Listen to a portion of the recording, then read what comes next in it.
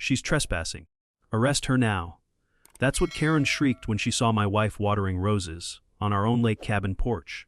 The cop reached for his cuffs while Karen clutched her clipboard like it was the Constitution. But what happened next? Those officers didn't cuff Clara, they saluted her. Because my quiet, flower-obsessed wife, she wasn't just defending her garden, and Karen had just declared war on the state. Our lake cabin isn't just property, it's a time capsule. Drop your city below and watch what happens next. Let me explain how this madness started, because if you told me a rhinestone tape measure would nearly cost us our home, I'd have laughed harder than the time I saw Karen try to parallel park a golf cart. We bought that cabin to escape HOA drama, not audition for a reality show called Desperate Dictators of Suburbia. My wife Clara inherited it from her grandmother, a woman who believed in three things: fresh roses, strong coffee, and absolutely no petty tyrants within 100 feet of her porch. But peace isn't profitable. And when Karen Sue Ellison moved in next door, clipboard first, she brought with her an HOA that nobody voted for, a measuring tape that never slept, and a personality that could curdle milk at 50 yards. It started with the grass. Your lawn exceeds regulation by 0.3 inches, she announced like she was reading a war crime indictment. Clara sipped her tea and said, "It's a lawn, not a military haircut." But Karen didn't laugh, because humor doesn't live in a soul that's been beige, painted and rule processed. She measured everything. The kayak was 9.8 feet from shore. The legal limit was 10. The mailbox, tilted at a visually unsettling 2-degree angle. I wouldn't be surprised if she fined the sun for rising too early. And the roses, Lord? The roses. Clara's grandmother's pride and joy, planted before Karen was even a thought in the universe. These exceed the maximum permitted height for decorative flora, she barked, as if our garden had committed armed robbery. And every time Karen showed up, she brought more violations than a traffic cop at a demolition derby. Day 1 of 50 fine for grass. Day 2, 100 for unapproved paint color on a cabin built in 1926. Day 3, of 150 noise violation for birds singing before 8 a.m. I swear on my fishing rod, we were fined because our robins were too chipper. By day 5, I was keeping score on the fridge, .800 in, and I was seriously considering training the squirrels to steal her tape measure. Meanwhile, Clara didn't flinch. She just kept filing everything under a folder labeled evidence, sipping her tea like she was watching a slow, moving documentary titled Karen Self-Destructs the Series. Then came Brad, poor sweaty, law school hopeful Brad, who delivered the fines with the same enthusiasm as someone walking into their own firing squad. One night, he handed us a thick notice marked, Final Warningi. It said pay $5,000 or lose the house. Clara didn't cry, she didn't yell. She just stared at her grandmother's picture like it was whispering strategy, And when she finally spoke, her voice was calm but dangerous. They just declared war on a Mitchell woman's legacy. That's when I knew. Karen hadn't just picked the wrong roses, She'd picked the wrong lawyer, the wrong wife, and the wrong damn cabin. Karen thought we were just another couple with a tilted mailbox and sentimental flowers. But Clara, she was about to weaponize her law degree like a pruning saw. Want to know what happens when a Karen finds a state prosecutor over birdsong? Stick around. You won't believe who gets cuffed next. We always knew Karen had boundary issues. I just didn't know she'd bring a tape measure to prove it. One morning, Grace was trimming her grandmother's roses. Yes, those roses, the ones planted in 1926 with roots deeper than Karen's sense of reality. When we heard it, that familiar whip-click sound, like a retractable menace. And there she was in full HOA cosplay, clipboard in one hand, tape measure in the other, expression locked somewhere between courtroom bailiff and expired yogurt. These blooms are emotionally disruptive, she declared. They exceed the aesthetic quota of the neighborhood. That's a class 2 offense in section beige of the guidelines. Grace didn't even flinch. She just blinked at her like someone watching a poodle attempt calculus. But I nearly inhaled my coffee. Karen wasn't just eyeballing the roses. She was counting them, measuring height, petal density, spacing. I half expected her to pull out a protractor. She scribbled like she was drafting an FBI profile on a flower bed. 7.3 inches average, she said with the glee of someone who finally caught a sneeze on camera.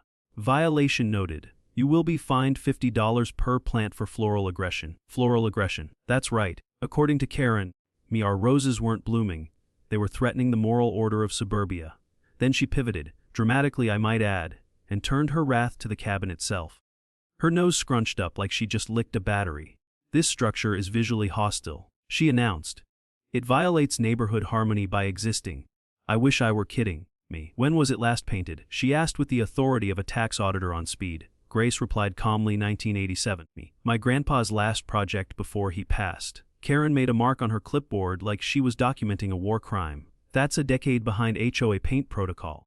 Repainting is required every 5 years in shades approved by the council. No exceptions. She then produced a color swatch booklet so aggressively beige, it gave me seasonal depression. This wasn't about aesthetics, it was about erasure. Karen didn't want to update our cabin, she wanted to exorcise its history. The porch Grace learned to braid hair on. Non-compliant. The mailbox her grandma installed herself. Offensive. The antique bird bath. An unapproved avian gathering point. The deeper she dug, the clearer it became. She wasn't measuring roses. She was measuring how fast she could bulldoze us off the map. Grace, still wearing her apron and holding pruning shears, smiled politely. But I saw the twitch. That subtle, lawyer-trained eyebrow flick that said this woman just made her final mistake. When someone tries to cut down your past, it's not landscaping. It's a hostile takeover. Karen didn't just issue fines. She issued warnings in cursive. Expect further notices. She chirped on her way out, heels clacking like punctuation marks in a cease and desist letter. I watched Grace walk back inside with the same calm you see in nature documentaries. Right before the predator pounces. She didn't say a word. She just picked up her grandmother's law school photo, wiped a speck of dust off the frame, and gave me a look. Not fear. Not anger. Precision. The kind of look that ends careers. When someone tries to trim your past, they're probably planning to bulldoze your future. And if you don't protect what you've inherited, someone like Karen will rewrite your history in beige and penalties. She wasn't measuring roses. She was measuring how fast she could evict us. What she didn't know, Grace had just sharpened her legal shears. Buckle up. The next cut wasn't going to be floral. Bradley looked like the kind of kid who apologized to his microwave for overheating soup. Every morning at exactly 8:01 a.m., he'd appear on our porch like a nervous ghost in a badly tailored suit, clutching another HOA violation like it was a breakup letter from someone he still loved. By day 7, the poor kid had developed a permanent forehead sheen and a twitch that made his clipboard vibrate. Sorry, he'd whisper, handing us the latest fine, this one for our porch light being too whimsical. Grace would thank him politely, smile with courtroom composure, and file the citation into her growing binder titled Evidence, the HOA Chronicles. We began to suspect Brad was being held hostage in plain sight. His voice cracked each time he had to say the word, violation. His hands trembled so badly one morning he dropped the entire stack of notices and scrambled like a raccoon trying to gather loose chicken nuggets. That's when I heard it. Karen barking from her yard like a drill sergeant on a juice cleans. Bradley, if you don't find them for that mailbox being 2 degrees too charismatic, I'll call Yale and tell them you plagiarized your own thoughts. Grace arched an eyebrow so hard I thought it would detack. Brad swallowed whatever courage he had left and whispered, I just wanted internship credit. By the end of the week, Brad was knocking like a man begging not to be tased. He handed Grace a new envelope. Then took a half step back like he expected to be tackled by bees. This one's urgent, he squeaked. Final notice, $5,000 in unpaid fines. Legal action next. Grace took it calmly, opened it, and her smile turned surgical. Interesting. This is signed by the HOA president, the treasurer, and the legal committee chair, all of whom are Karen. That's when Brad cracked. Right there on the porch, shoulders slumping like a man who just realized he'd spent 3 months helping Voldemort sort her taxes. I can't do this anymore, he blurted. She made me forge the vote. Grace's eyes narrowed. What vote? Brad looked around like the hydrangeas might be wired. The vote to form the HOA, only 5 people voted. Karen, her cousins, and her dog's Instagram account. My jaw didn't drop, it free fell. I thought the HOA was real, I said. Brad shook his head. It's real enough to terrify people, but fake enough to be illegal. Then, with trembling hands, he pulled something from his pocket like a squirrel offering a grenade. I recorded everything, he said. Every threat, every fake fine, every signature she made me forge. I'm pre-law. I know this is fraud. I've just been too scared to yell lawyer first. Silence doesn't mean agreement. It means people are waiting to see if anyone else is brave or furious enough to push back. Brad didn't need courage. He needed a witness. And Grace, She wasn't just a witness. She was about to become Karen's worst-case scenario in heels. Brad showed up shaking like a squirrel in a thunderstorm. What he handed Grace, that wasn't just a USB, it was a detonator. Want to hear it tick? Keep watching. You know you're married to a terrifyingly brilliant woman when your living room turns into a war room overnight, and your coffee table becomes a launchpad for federal justice. I came downstairs to find Grace surrounded by a paper ocean timelines, municipal codes, screenshots, HOA bylaws highlighted in enough colors to blind a traffic cop.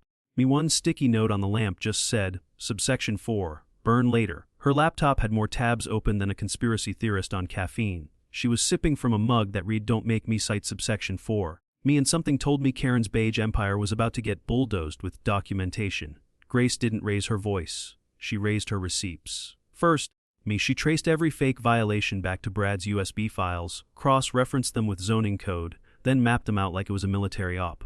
This, she said, pointing at a line graph of flower heights, is fraud wrapped in botany. I offered her toast, she declined. Too risky. Karen might claim it violates gluten regulations. Meanwhile, Karen was on Instagram, me posting from her deck with captions like, cleaning up one vintage disaster at a time. Watch out, Grandma Cabins. Fasho Queen Falig is best. Grace read it out loud and snorted. She hashtags like a war criminal. Then Grace found it. A line item buried in the HOA ledger. A third of thousand labeled landscaping project. Which was hilarious. Because our bushes haven't seen fertilizer since the Nixon administration, and Karen's idea of beautification is removing all color that doesn't match a linen swatch. Look at this, Grace said, tapping her screen. 30 grand disappears in January, 0 receipts, 0 work done. But there's a new outdoor kitchen at Karen's house with a built-in wine fridge. I blink. You're saying she embezzled? Grace smiled like a spider finally seeing the fly land. Allegedly. But the math's about to start speaking for itself. She filed official requests, typed letters in a language only judges and IRS agents fully understand, and color-coded everything. I don't need Karen to confess, she told me while drafting another document. I need her to post one more brag on social media with a receipt in the background. Then she called 3 government offices, requested 6 forms, and had a suspiciously casual chat with someone named Deputy Auditor Jill. That's when I realized something chilling. Grace wasn't defending our home. She was preparing a preemptive legal airstrike. Karen may have built her HOA on intimidation, but Grace was fluent in legalese and powered entirely by caffeine and generational spite. You don't need to be loud to be dangerous, You just need to know the rules better than the bully pretending to enforce them. Grace didn't threaten, she prepared, and Karen, she brought a ruler to a spreadsheet war. Grace just found 30K missing, a forged election, and a flower-based felony. All Karen's got is a ruler. Want to see what happens when a scientist sues a storm? Oh, buckle in. It's about to thunder subpoenas. Karen called it a community improvement forum, but what she really meant was a public execution. With pastries. She strutted into the meeting like a fascist peacock who'd hijacked a PTA convention.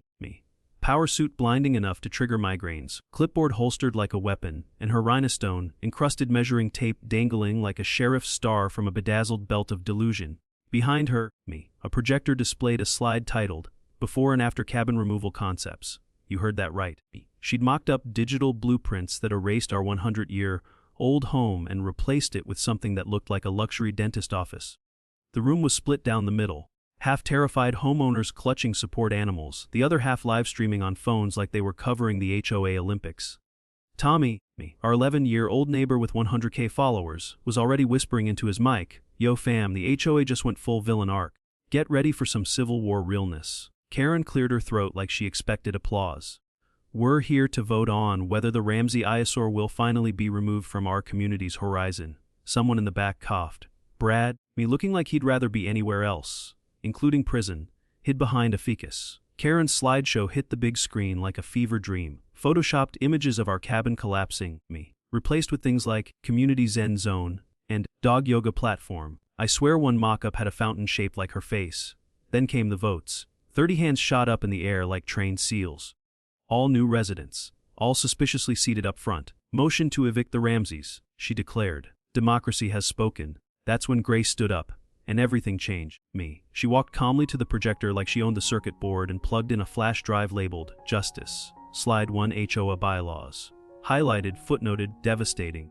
According to your own rules, she said, voice common cutting, HO formation requires 75% resident approval. You got 5 votes, yourself, your cousins, and your dog's Instagram account. Gasps. Slide 2 the financial ledger with 30,000 missing under, landscaping. Slide 3 Karen's Instagram, posing next to her new outdoor wine bar. And then Grace pressed play. The room filled with Karen's own voice, Grace Ramsey. She doesn't know I'm here to finish what that courtroom didn't. She destroyed my real estate empire. Now I'll destroy her azaleas. The silence afterward could have been bottled and sold as awkward spray. If you're going to swing power around like a weed whacker, Make sure no one's holding a microphone. Especially not your unpaid intern who's secretly compiling a federal case in his backpack. Brad didn't just bring evidence, he brought receipts, timestamps, and his entire academic future as leverage. Karen's smile collapsed faster than her landscaping budget. But the best part, Grace hadn't even played her badge card yet. Guess who's in the room next? Keep watching, you're not ready. Karen dialed a 911 like she was reporting an international crime. Yes, I'd like to report a crime in progress. A woman is hydrating plants without proper community clearance. She said it with the confidence of someone who thinks watering roses is a felony. Grace, meanwhile, was crouched beside her grandmother's roses, apron tied like armor, watering can in hand like she was baptizing the past. When the squad car pulled up, lights flashing like we were hosting a rave for deranged gardening felons, Karen popped out from the bushes like a jack, in the box laced with entitlement. Two officers stepped out, hands near their belts, wearing the kind of expression you reserve for unpredictable raccoons, or HOA presidents with too much time and too little therapy. Karen pointed her clipboard like a sword. There she is! The repeat offender, She's using water from an unregistered hose line! Officer Martinez raised an eyebrow. Ma'am, is this a domestic dispute or plant-related? Karen doubled down like she was playing HOA poker with no cards. She's an imposter! Her name's not even Grace Ramsey! She's using a false identity to manipulate community power structures. I nearly dropped my coffee from laughing too hard. Grace stood slowly, brushed rose petals off her apron like she was dusting off old trophies, and reached into her pocket. Officer, she said, calm enough to worry a shark, may I retrieve my identification? Martinez nodded cautiously. What she pulled out wasn't a license. It was a badge, leather-worn real, and heavy with authority. Officer Martinez blinked like someone just handed him the Constitution. Then he read it out loud, Assistant Attorney General Grace Mitchell Ramsey. The air shifted. Officer Johnson fumbled for his body cam. Karen made a sound that could only be described as a squirrel choking on its own scandal. You're accusing a state official of impersonating herself? Martinez asked, his voice now laced with the type of respect normally reserved for astronauts and barbecue judges. Karen tried to backpedal. She can't be who she says she is! I did my research. Grace tilted her head slightly. Apparently not well enough. Then came the moment. Martinez saluted. Full form, textbook precision. Mom, it is an honor. Johnson followed suit, bowing himself in the process. Tommy, live streaming the whole event from behind a flower pot, whispered into the mic, 50 million views. And that was before the salute. Karen's face looked like beige paint left out in the rain, cracking under pressure and morally flammable. Power isn't about how loud you yell, It's about how heavy your silence hits when the truth finally speaks. Karen tried to summon justice with a clipboard. Unfortunately for her, justice showed up and saluted Grace. Karen thought she summoned justice. Turns out, justice just saluted Grace. But wait, there's still one more thorn left in the bush, and it's about to sting. Keep watching. Karen did what every delusional HOA dictator does when cornered. She tried to flee in heels. She spun, screeched, and made it 3 dramatic steps before her rhinestone, studded tape measure unspooled behind her like a tripwire of karma. One heel snagged the glittery justice snake, and down she went, face first, into Grace's great-grandmother's roses. The same roses she tried to find $5 a petal. The thorns didn't care about bylaws. They held onto her like generations were watching. The crowd gasped in synchronized delight, like a flash mob of suppressed neighbors had just witnessed prophecy fulfilled. Karen emerged looking like a human salad, hair full of leaves, blouse streaked with blood orange rose petals, pride shredded like expired tax receipts. I'll sue every single one of you! I'll start my own hoe! She howled, flailing like she was swatting invisible lawsuits. Officer Martinez didn't flinch. He simply stepped forward and, with the grace of a man who'd waited all week for this moment, clicked the handcuffs around her wrists. Mom, he said flatly, you're under arrest for harassment, fraud, embezzlement, and violation of common sense. Then came Brad, sweaty and noble, brandishing his USB like it was the Olympic torch of local justice. I have everything, he stammered, 57 recordings, every threat, every forged signature. She made me find the Johnsons for their wind chimes sounding too cheerful. His voice cracked. She cited the Youngs for using pastel cushions, called it non-beige joy. The crowd erupted, laughter, gasps, clapping. Even old man Duffy, who hadn't smiled since Clinton's second term, let out a wheezing chuckle that smelled like vindication and prune juice. One by one, the neighbors lined up with stories that sounded like HOA horror movie scripts. Mrs. Patel had been written up for humming during mailbox check. Pastor Joe got a citation for his Bible cover being reflective and disruptive. Tommy uploaded the whole thing as Karen Faces the Beige Rebellion Live. Within minutes, the stream hit 2 million views. Meanwhile, Grace stood perfectly still. She didn't gloat, didn't blink, just waited for Officer Johnson to read her the final line. "Ms. Ramsey, would you like to add any additional charges?" Grace smiled gently. "Fraud, embezzlement, racketeering, and attempted Rose murder. When your crown is made of tape measure and lies, don't be shocked when you trip on both. Power abused always turns poetic, and nothing's more poetic than face planting into what you tried to uproot." Karen's last act as president was to faceplant into Heritage Roses. But what Grace got in the mail 6 months later? That's the plot twist of the century. Hope your seatbelts buckled.